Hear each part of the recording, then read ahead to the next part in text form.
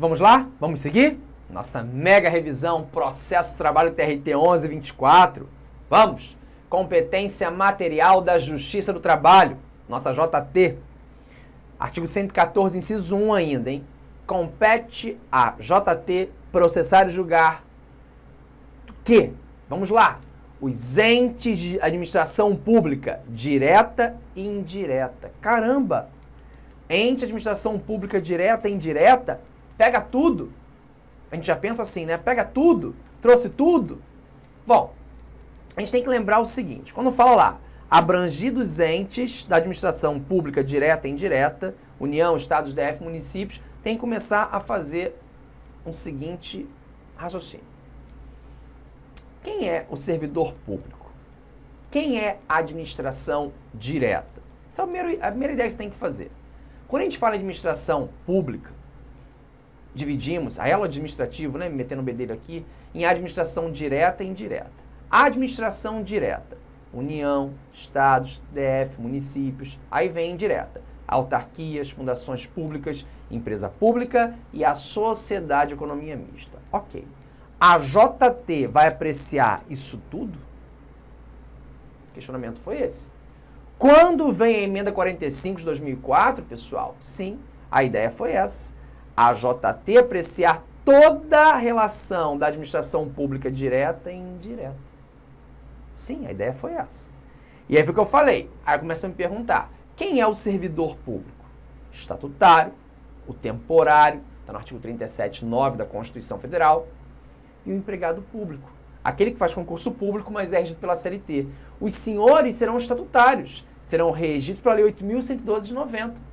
Vocês estão dentro da Justiça do Trabalho? Inicialmente era à vontade. Mas ainda bem que a Associação dos Juízes Federais, a AJUF, pulou, entrou no Supremo e conseguiu lá a declaração por liminar da inconstitucionalidade desse tópico, desse inciso, desse ponto desse inciso, vamos dizer assim, já que ele fala um bando de coisa, inciso 1. Então, na JT, a relação de estatutário está fora. Temporário, fora. Eu só vou apreciar e julgar aqui relação que envolva empregado público, o seletista. Ele faz um concurso público, ok, mas ele vai ser regulamentado pelas leis da CLT, pelas normas seletistas. Esse é meu, esse está comigo. Agora, temporário, estatutário, fora da proteção seletista, fora da JT. Olha aqui, duas súmulas interessantes. A súmula 137 do STJ, vale bem a pena, e a súmula 218 do STJ. Ó, compete à Justiça Comum Estadual processar e julgar a ação de servidor público municipal, pleiteando direitos relativos ao vínculo estatutário.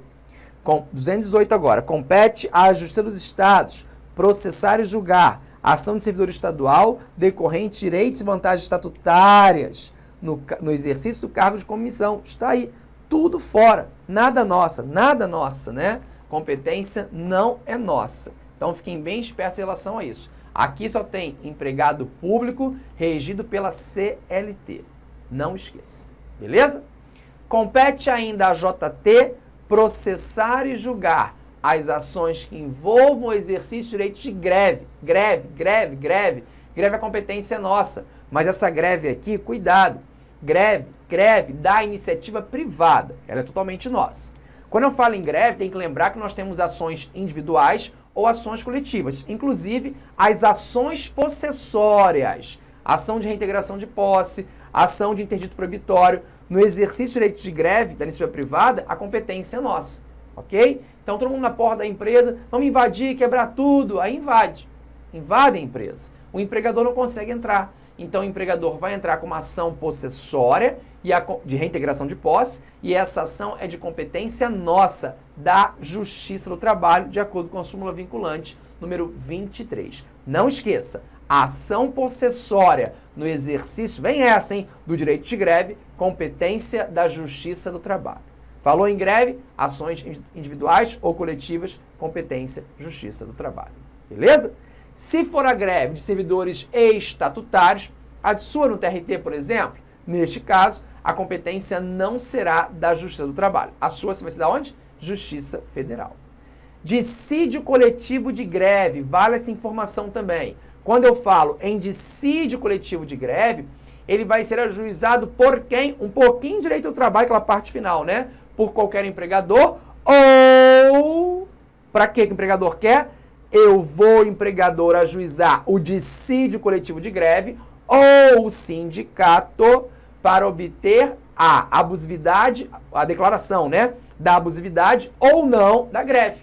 Quem vai declarar se a greve é abusiva ou não é o Poder Judiciário. Então, o empregador ou o sindicato vão ajuizar o dissídio coletivo de greve para que seja declarada ou não a abusividade daquela greve. Declarou abusividade, o retorno imediato dos empregados ao trabalho. A ideia básica é essa. Agora, cuidado. Excepcionalmente, a ação poderá ser ajuizada por quem? Pelo Ministério Público do Trabalho, o MPT. Então, excepcionalmente, o dissídio coletivo de greve poderá ser ajuizado pelo próprio Ministério Público do Trabalho, pelo MPT, se for greve em serviços ou atividades essenciais e cause danos, risco, lesão ao interesse público, neste caso, artigo 114, parágrafo 3º da Constituição Federal, o dissídio coletivo de greve poderá ser suscitado pelo Ministério Público do Trabalho. Beleza? Atente-se bem a isso. Compete à JT processar e julgar as ações sobre representação sindical. E aí, quando eu falo ação sobre representação sindical, eu incluo sindicato com sindicato, sindicato com empregador, sindicato com empregado. Então, empregado contra sindicato, empregador. Ah, o sindicato está descontando mensalidade. Eu não sou filha da sindicato. Vou ajuizar uma ação pedindo a mensalidade de volta. É possível. Uma coisa é o imposto sindical obrigatório, natureza de taxa. Outra coisa sou eu que não sou sindicalizado e tenho no meu contra-cheque lá toda vez desconto referente à mensalidade de clube, de sindicato. Eu não participo de clube de sindicato. Então, esse desconto ele não será possível. E eu posso vir a reclamá-lo perante a Justiça do Trabalho. Fechado? Beleza? Até aqui, tranquilo também. Muito bem. Lembrando que eu vou estender essa ideia de sindicato com sindicato, sindicato com empregado com empregador, para as federações, para as confederações e para as centrais sindicais. Numa boa, sem algum problema. Compete a JT processar e julgar o quê? O quê? Mandado de segurança, habeas corpus, habeas data, quando a matéria é vinculada envolver matéria trabalhista. Então, a competência também é nossa. Que interessante. Agora, vamos então analisar cada um. Mandado de segurança tem leizinha própria. Aprende nas aulas de direito constitucional, os remédios constitucionais. Lei 12.016 de 2009. Pois bem, uma informação valiosíssima a respeito do mandado de segurança é: antes da emenda constitucional 45 de 2004, mandado de segurança só era utilizado para atos jurisdicionais. Antes da emenda 45 de 2004, MS só era utilizado para atos jurisdicionais. Ou seja, competência de um MS só era de tribunais. Então, se eu queria atacar um ato do juiz do trabalho, eu iria interpor o mandado de segurança perante o TRT. Por aí vai. Com a emenda 45 de 2004, o mandado de segurança hoje serve também para impugnar atos não jurisdicionais, quando eu tenho direito líquido e certo violado. Então, eu posso hoje ter competência para prestar um MS de um próprio juiz do trabalho, um próprio juiz da vara do trabalho, para impugnar um ato de um oficial de cartório, de um auditor fiscal do trabalho. Então, o AFT foi lá e cometeu uma abusividade, o auditor fiscal do trabalho. Cai mandado de segurança perante a vara do trabalho, perante o juiz do trabalho. Então, não tem só competência hoje a pressão MS, só competência jurisdicional. Não, hoje não mais. Então, um ato de oficial de cartório que for, MS perante a vara do trabalho. Beleza? Muito bem. Cuidado em relação ao habeas data. O habeas data é para as informações e conhecimentos de pessoas do impetrante. Então, vamos imaginar que eu tenha um processo administrativo perante o Ministério do Trabalho. É muito importante eu ter cópias e informações desse processo administrativo para eu juntar no meu processo judicial. Só que é negada a informação. Eu não tenho acesso à correção de dados, o que for. Então, nesse caso, eu posso utilizar um remédio constitucional, aí você vai aprender na aula de constitucional, tá, pessoal? Que é o habeas data. Só que eu posso utilizar, me interessa isso, o habeas data também aqui no processo de trabalho, quando envolver matéria competente à nossa jurisdição. Aí é diferente, aí eu posso utilizar tranquilamente. Muito bem, o habeas corpus. Habeas corpus, né, que hoje a visualização dele na justiça do trabalho, ela é praticamente zero. Eu vou pensar em habeas corpus quando houver violência ou coação à liberdade de locomoção do empregado. Muito utilizado o habeas corpus quando nós tínhamos depositário infiel. Lembra? Prisão de depositário infiel era enfrentada com o HC. Hoje não tenho mais. Hoje é ilícita a prisão de depositário infiel. Desde o Pacto de São José da Costa Rica, nós temos hoje a súmula vinculante 25, que diz que é ilegal a prisão civil depositário infiel. Prisão civil hoje é só por alimentos. Depositário infiel acabou. Então, dificilmente você vê hoje numa prática a utilização do habeas corpus perante a JT. Aí, só para exemplificar, uma decisão isolada de um juiz que concedeu um habeas corpus a um jogador de futebol que não estava conseguindo negociar com outro clube. Ele era empregado de um clube, estava indo para o outro, mas o clube atual estava prendendo tudo do cara. Fazia tudo para ele não ir. E ele sentiu com isso que a liberdade de locomoção dele estava ameaçada. E aí ele impetrou um habeas corpus para ele poder negociar com outro clube, inclusive ter acesso aos seus próprios documentos, né, que estavam presos no clube atual. Então, foi aí um exemplo, mas é muito difícil, repito, você vislumbrar, pensar em habeas corpus perante a Justiça do Trabalho. Ok? Muito bem. Compete a JT processar e julgar os conflitos de competência entre órgãos com jurisdição trabalhista. Conflito de competência. Quando eu falo em conflito de competência, eu preciso lembrar o seguinte, que eu posso ter um conflito positivo, um conflito negativo. O que seria um conflito positivo?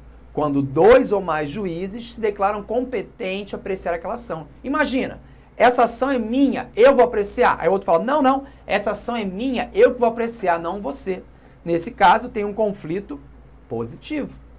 Agora, eu posso também ter um conflito negativo. Conflito negativo é quando entre 2 ou mais juízes, eles se declaram incompetentes para apreciar aquela ação. Essa ação não é minha, essa ação é sua, apreciar. Não é minha não, é sua. Isso é um conflito negativo. E eu também posso ter um conflito quando há controvérsias entre 2 ou mais juízes sobre a reunião, ou até separação de processos. Também teria um conflito. Muito bem. Mas quem resolve esses conflitos? Pois bem, imagina que você tem um conflito entre uma vara do trabalho com uma outra vara do trabalho vinculadas ao mesmo tribunal. Vou dar alguns exemplos só aqui, tá? No curso teórico a gente vê tudo. Então vamos imaginar que o TRT, segunda vara do trabalho do Rio de Janeiro, está em conflito com a 5ª vara do trabalho do Rio de Janeiro. Veja que são varas do trabalho pertencentes ao mesmo regional, TRT, Primeira Região, Rio. Neste caso, quem resolve esse conflito, positivo ou negativo? O TRT do Rio, o TRT da Primeira Região. Então esse aqui eu acho que é o mais tranquilo até. Onde eu posso ter um conflito também? Posso ter um conflito entre 2 TRTs. 2 TRTs? Isso. O TRT da 5ª Região, Bahia, está em conflito com o TRT da 9ª Região, por exemplo. 5ª Região, 9ª Região. Quem resolve o conflito? O TST. Então não é para o TST resolver o conflito. Posso ter conflito também entre varas do trabalho de tribunais distintos. 2ª Vara do Trabalho de São Paulo em conflito com a 4ª Vara do Trabalho de Minas, 3ª Região. 2ª Região, 3ª Região. Vara do Trabalho a tribunais distintos. Quem resolve o conflito? O TST. É mais um exemplo. Podemos também ter conflitos entre um TRT ou uma vara do trabalho com um juiz de direito, com um tribunal de justiça, com um juiz federal, com um TRF, por exemplo. Neste caso, o STJ, o Superior Tribunal de Justiça, resolveria esse conflito tranquilamente. Conflito entre um TST com um TJ, parou. TST, Tribunal Superior do Trabalho. Sempre que um conflito tiver um tribunal superior, não perca tempo, a competência sempre será do STF. Então, toda vez que um conflito tiver presente um tribunal superior, a competência para dirimir será sempre do STF. Beleza? Muito bem. Vou te fazer agora 2 perguntinhas, você vai pensando aí. E se eu tiver um conflito entre a primeira Vara do Trabalho do Rio de Janeiro com o TRT do Rio de Janeiro, primeira região? Conflito entre a primeira Vara do Trabalho do Rio com o próprio TRT do Rio. Ou ainda, um conflito entre o TRT da 5ª Região Bahia com o TST. Quem resolve o conflito? Está pensando? Está assim com a cabeça? Ó? Então pode parar. Porque não há conflito. Não há conflito. Não há. É ordem de hierarquia nos meus exemplos. Manda quem pode, obedece quem tem juízo. Pessoal, como é que a 2ª Vara do Trabalho do Rio vai entrar em conflito com o próprio TRT do Rio? Isso não existe. Como é que o TRT da 5ª Região, Bahia, vai ter conflito com o TST? Isso não existe, é ordem de hierarquia. Então, nesse caso, não há que se falar em conflito. Olha lá, a súmula 420 do TST. Não se configura conflito de competência entre Tribunal Regional do Trabalho, TRT, e Vara do Trabalho a ele vinculada. Não é. Isso não pode ser um conflito. Isso é uma ordem de hierarquia, não esqueça. Ok? Show! Compete a JT processar e julgar as ações de indenização por dano moral e patrimonial decorrentes da relação de trabalho. Pronto. Acabou a dúvida. Não tenho dúvida. Compete a JT processar e julgar a ação de reparação por danos morais e patrimoniais decorrentes de acidente de trabalho. Acabou. Acabou a dúvida. Ninguém mais tem dúvida. Muito bem. Agora, e quando envolver o acidente do trabalho? A competência também é nossa? Aí nós temos que fazer aqui algumas observações. E essas aqui eu quero fazer com vocês. Deixa eu pegar uma telinha branca aqui, porque não é pouco importante, não. É muito importante. Vou abrir uma telinha branca. Vamos lá. Eu quero que você tome nota comigo desse ponto aqui. Vamos então falar agora do dano moral e dano patrimonial decorrente do acidente do trabalho. Vou colocar aqui. Dano moral e dano patrimonial decorrentes do acidente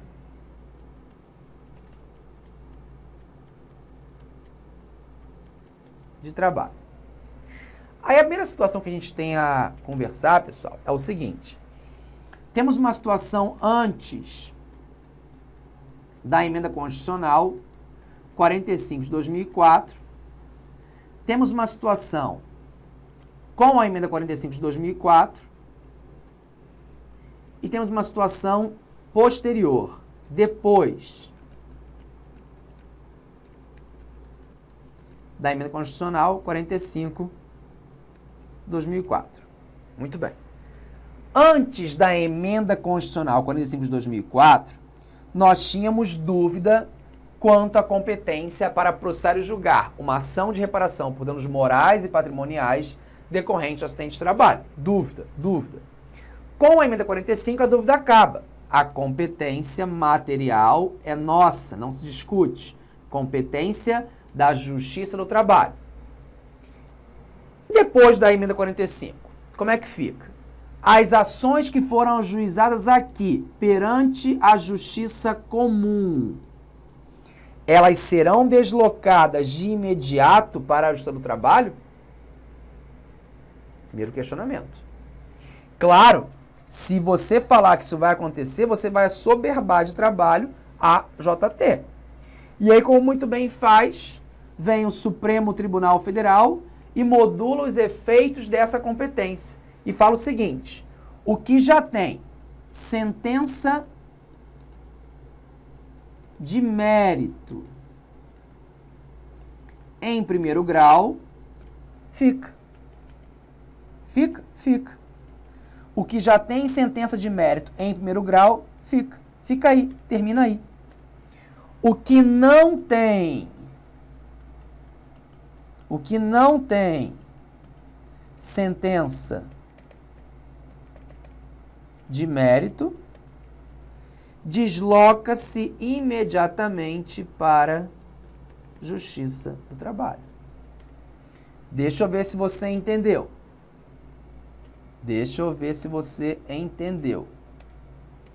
Olha aqui, preste atenção aqui. Emenda 45 de 2004. Competência da JT processar e julgar dano moral e patrimonial. Aí vem o questionamento.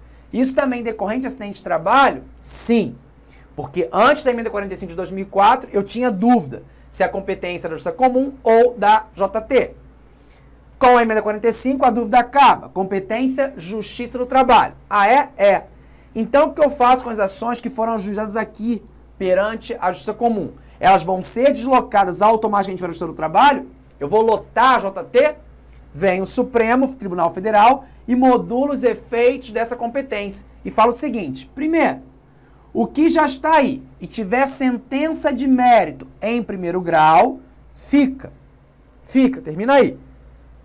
O que não tem sentença de mérito em primeiro grau, desloca-se automaticamente para a Justiça do Trabalho. Então, isso nada mais é que modulação de efeitos de uma competência. Perfeito o que fez o Supremo Tribunal Federal. Então, a competência é nossa, a competência é nossa. Deixa eu te mostrar essa súmula 392 primeiro. Vamos lá, aqui é importante. Olha o que fala a súmula 392. Nos termos do artigo 114, inciso 6 da Constituição da República, a JT é competente para processar e julgar ações de indenização por dano moral e patrimonial decorrente da relação de trabalho. Opa! Inclusive oriundas de acidente de trabalho. Pode parar aí. Acidente de trabalho e doenças equiparadas. Vamos parar aqui. Aí vamos na súmula vinculante 22 do STF. A JT é competente para processar e julgar as ações de indenização por danos morais e patrimoniais decorrentes de acidente de trabalho, proposta por empregado contra empregador, inclusive aquelas que ainda não possuíam sentença de mérito em primeiro grau, quando da promulgação da emenda 45 de 2004. Modulou. O próprio STJ fala, na súmula 367, a competência estabelecida pela emenda 45 não alcança processos já sentenciados. Já sentenciados com decisão de mérito em primeiro grau. Muito bem. Mas esse acidente de trabalho, ele pode gerar algumas ações. Algumas ações. Como assim algumas ações? Olha aqui, ó, vamos no quadro de novo, que é mega importante. Como assim algumas ações podem ser geradas? Pode gerar várias ações. Eu posso ter uma ação entre... antes disso, vem cá um minuto só, antes disso. Presta atenção aqui. Controvérsia que decorre de relação previdenciária, atenção, controvérsia que decorre de relação previdenciária, ou seja, segurado em face do INSS, não me interessa. Competência, Justiça Federal. Competência não é nossa. Exemplo, uma perícia médica. Então, relação previdenciária que envolva segurado e INSS, competência, Justiça Federal. Exemplo, uma perícia médica. Ok. Se o benefício previdenciário for acidente do trabalho, me interessa conversar com você agora. Agora sim, vamos na telinha. Várias ações podem decorrer dessa relação. Primeiro, eu posso ter uma ação do empregado, Ezinho empregado, em face do Ezão, Ezão empregador. Uma ação de reparação por danos morais e patrimoniais decorrente de acidente de trabalho. De quem será a competência para dirimir esse conflito? Sem dúvida, Justiça do Trabalho. Você gritou daí que eu ouvi daqui. Excelente.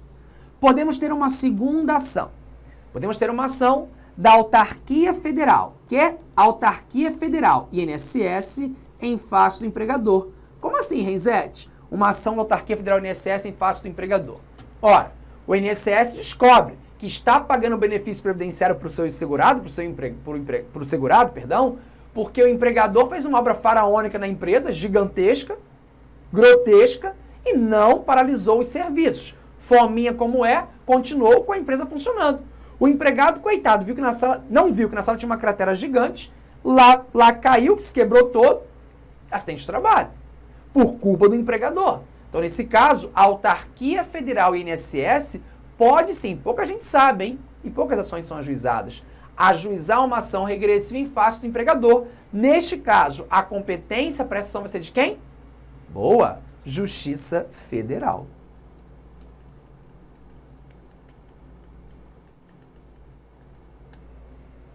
Podemos ter uma terceira ação, que é a ação do empregado em face da autarquia federal, e INSS. Neste caso, a competência para processar e julgar essa ação será do ou da? Que? Justiça Federal? Você falou isso daí? Vamos escrever então. Competência, Justiça Comum Estadual. Artigo 109, inciso 1 da Constituição Federal. Justiça Comum Estadual. Pessoal, você vai aprender ou já aprendeu isso em direito constitucional. A Constituição traz a competência da Justiça Federal. O que não for da Justiça Federal é o residual, é competência da Justiça Comum Estadual. Justiça Comum Estadual tem em qualquer lugar. Então, de fato, essa relação de benefício previdenciário envolvendo o acidente de trabalho, a competência será da Justiça Comum Estadual. Você não pode esquecer disso, tá? Deixa eu pegar o dispositivo aqui, ó. Vamos lá. Artigo 109, 1 da Constituição. Olha aqui. Aos juízes federais, aí é a regra. Aos juízes federais compete processar e julgar as causas em que a União, entidade autárquica ou empresa pública federal forem interessadas na condição de autoras, réis, assistentes ou oponentes, exceto as de falência, as de acidente de trabalho e as sujeitas à justiça eleitoral e à justiça do trabalho, exceto acidente de trabalho. Por isso, a competência Justiça Comum Estadual. E aqui, ó, ainda cabe uma quarta ação. Deixa eu colocar meu azulzinho. Aqui ainda cabe uma quarta ação. Pergunta, vem um pouquinho comigo aqui. Renzete, quarta ação, aí é de enlouquecer. Cabe mais alguém nesse papo? Cabe. A pergunta é, quando acontece acidente de trabalho, o empregado pode viver, o empregado pode morrer, certo? Se o empregado vive, primeira ação está aqui. Ação do empregado em face do empregador, competência, Justiça do Trabalho. E a ação dos dependentes, sucessores? Vamos botar aqui. Dependentes, sucessores desse empregado. Dependentes, sucessores. Eles podem ajuizar uma ação também em face do empregador, requerendo a satisfação de danos morais e patrimoniais do acidente de trabalho? Podem ou não podem? Podem. E vão ajuizar essa ação aonde? Justiça do Trabalho. Muito bom. E aí, ó, vai bombar na tua prova, hein? Quem vai fazer discursiva, essa é a hora. Como é que é o nome disso daqui, hein? Dano indireto, dano reflexo ou ricochê. Dano indireto, isso vem na sua prova, hein? Dano indireto, dano reflexo ou ricochê. Caiu o ricochê, só a Renzete me contou. Pois é, pode aparecer. Não me convenceu ainda. Onde está isso? Vamos lá. Súmula 392 do TST, vem bombando essa. De novo ela toda, hein? Nos termos do artigo 114, inciso 6 da Constituição da República, a AJT é competente para processar e julgar ações de indenização por dano moral e material decorrente de relação de trabalho, inclusive as oriundas de acidente de trabalho e doenças a ela equiparadas, ainda que propostas por dependentes ou sucessores do trabalhador falecido. Dano indireto, dano reflexo ou ricochê. Permitiu aí claramente que os dependentes ou sucessores, no caso de acidente de trabalho com morte, ajuizassem uma ação. Ok? Perfeito? Então, ó, fixa aí todas essas ações que são possíveis e vai que aparece aí na nossa prova. Ó? Bom, esse tema competência material é muita coisa. Esgotei meu tempinho aqui, vou dar um break e volto para a gente seguir com o tema de competência. Fico te esperando, revisão final, revisão geral, TRT 1124. Muita coisa, Renzete, muita informação. Imagina no nosso curso ponto a ponto, que a gente detalha tudo. Quer? Então vai lá. Clica aqui, se inscreve, que ainda dá tempo. Volto já, te espero.